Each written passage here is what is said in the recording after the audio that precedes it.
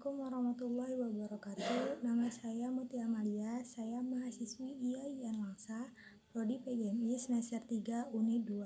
Saya akan mempresentasikan hasil kelompok yang telah dilanjutkan oleh Zahra Tunisa yang berjudul Tata Tertib yang berlaku di lingkungan sekolah dan dampak dari pembelajaran. Yang pertama, saya akan menjelaskan C. Peran dan fungsi tata tertib di sekolah. Keberadaan tata tertib sekolah merupakan peranan penting, yaitu sebagai alat untuk mengatur perilaku atau sikap siswa di sekolah. Sulaiman berpendapat bahwa peraturan tata tertib merupakan alat guna mencapai ketertiban. Tata tertib yang direalisasikan dengan jelas dan tepat dan diawasi dengan sungguh-sungguh, maka akan memberikan dampak terciptanya suasana masyarakat yang baik, tenang, tentram di sekolah.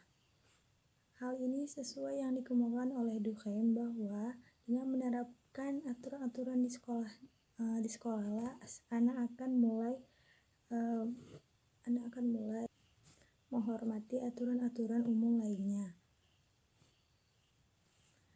Tata tertib sekolah memiliki dua fungsi yang sangat penting untuk membangun perilaku anak dan membangun perilaku yang diinginkan dengan baik dan benar.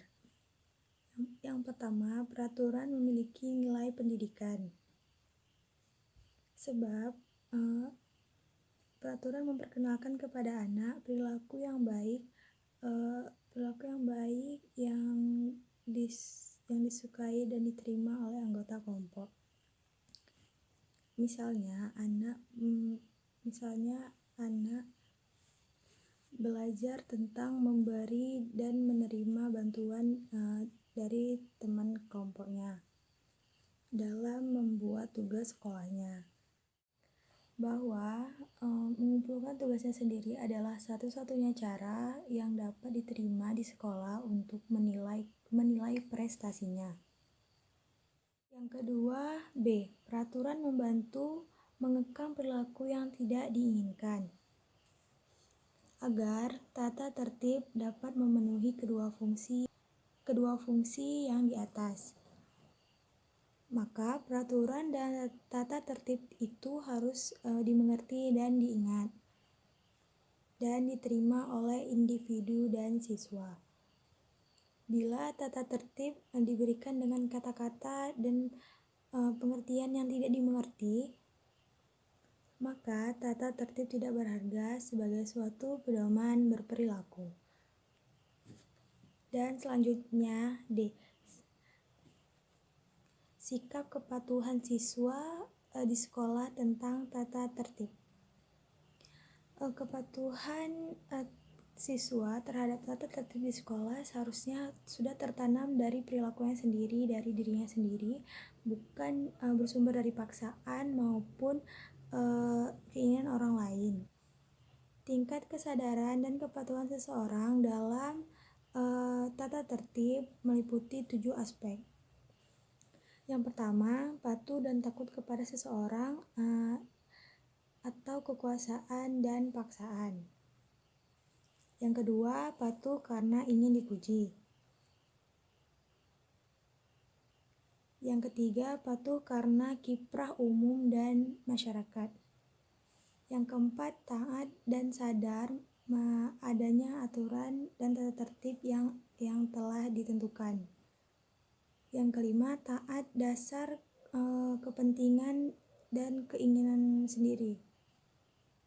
Maksud saya karena keuntungan dan kepentingan sendiri. Yang keenam, taat karena hal tersebut memang memuaskan dirinya. Yang terakhir, patuh karena layak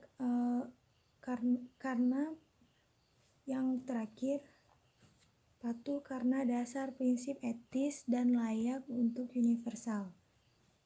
Berdasarkan pendapat di atas bahwa kesadaran seseorang, khususnya siswa, untuk mematuhi aturan atau hukum memang sangatlah penting. Selain bertujuan untuk ketertiban, juga berguna untuk mengatur tata perilaku siswa agar sesuai norma yang berlaku. Sekian dari saya, lebih dan kurang saya mohon maaf. Wabillahi taufiq wal hidayah. Wassalamualaikum warahmatullahi wabarakatuh.